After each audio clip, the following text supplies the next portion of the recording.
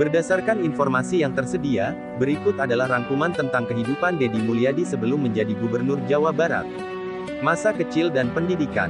Kelahiran dan asal, Deddy Mulyadi lahir pada tanggal 11 April tahun 1971 di Kampung Sukadaya, Desa Sukasari, Kecamatan Dawuan, Kabupaten Subang, Jawa Barat.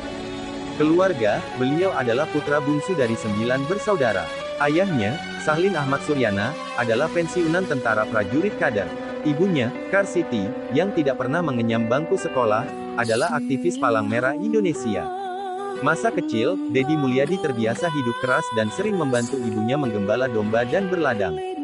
Pendidikan formal, SD Subakti, 1984, SMP Kalijati, 1987, SMA Negeri 1 Purwadadi, 1990, semuanya di Subang.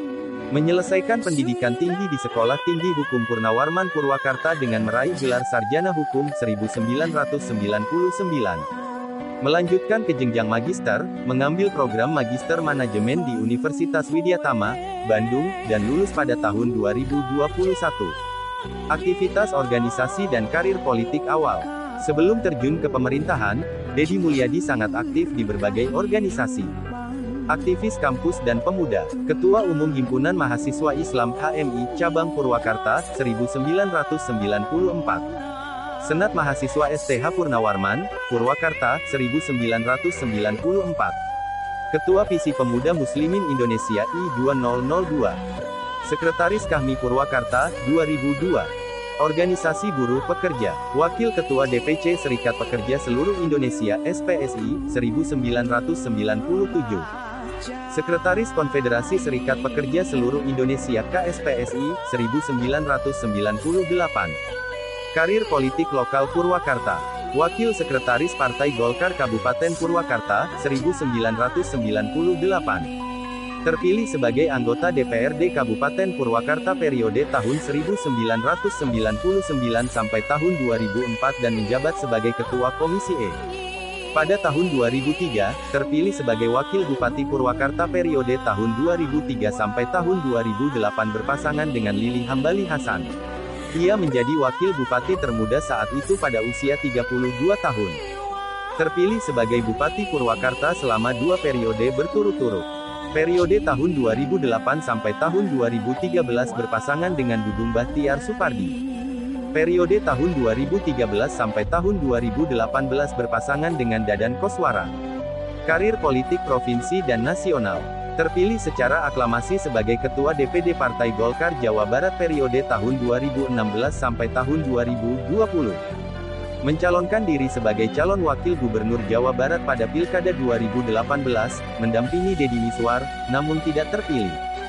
Menjadi anggota DPR RI dari daerah pemilihan Jawa Barat 7, menjabat dari 2019 hingga 2023, dan aktif di Komisi V. Pindah ke Partai Gerindra pada tahun 2023. Sebelum dilantik sebagai Gubernur Jawa Barat setelah memenangkan Pilkada 2024, ia telah menjabat sebagai Bupati Purwakarta 2 periode dan anggota DPR RI.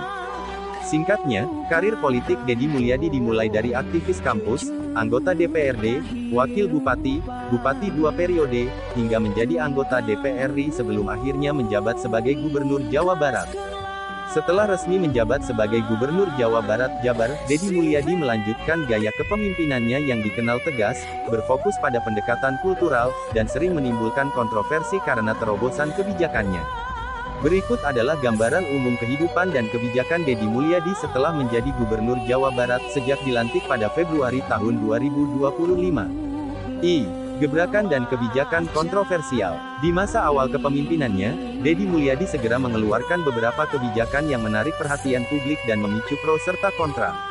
Larangan study tour, beliau secara tegas melarang sekolah di Jabar untuk mengadakan study tour ke luar provinsi atau kegiatan lain yang membebani biaya mahal bagi orang tua siswa.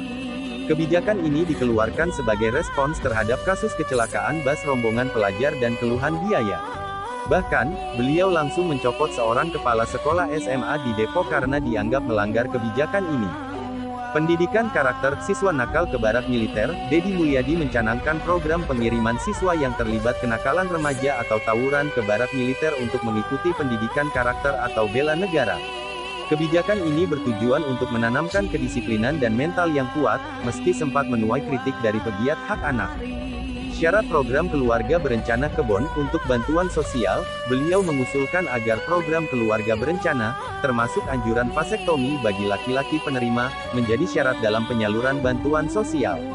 Tujuannya adalah pengentasan kemiskinan dengan mengendalikan jumlah anak, meskipun kemudian Dedi mengklarifikasi bahwa tidak ada vasektomi wajib dan fokusnya adalah partisipasi aktif dalam Kebon. Penataan anggaran dan birokrasi, mengancam akan mencopot pejabat yang berbohong atau menyembunyikan data APBD, anggaran pendapatan dan belanja daerah, menegaskan prinsip transparansi. Mengatur ulang waktu kerja PNS dan melakukan efisiensi anggaran daerah, dengan mengklaim menaikkan anggaran pembangunan infrastruktur hingga 50%.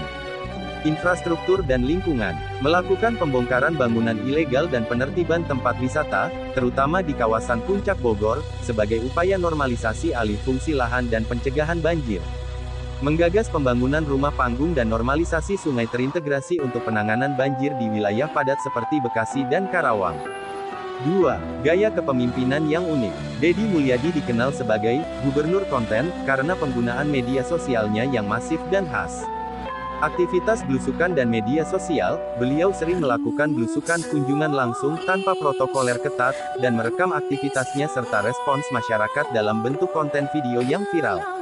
Efisiensi anggaran iklan, Dedi mengklaim bahwa strategi kontennya yang viral berhasil menurunkan belanja rutin untuk iklan dan kerjasama media Pemprov Jabar secara drastis, dari puluhan miliar menjadi jauh lebih efisien. Pendekatan humanis, beliau dikenal sering turun langsung membantu masyarakat kecil dan terlibat dalam masalah sehari-hari mereka, meneruskan pendekatan yang sudah dibangun sejak menjabat sebagai Bupati Purwakarta.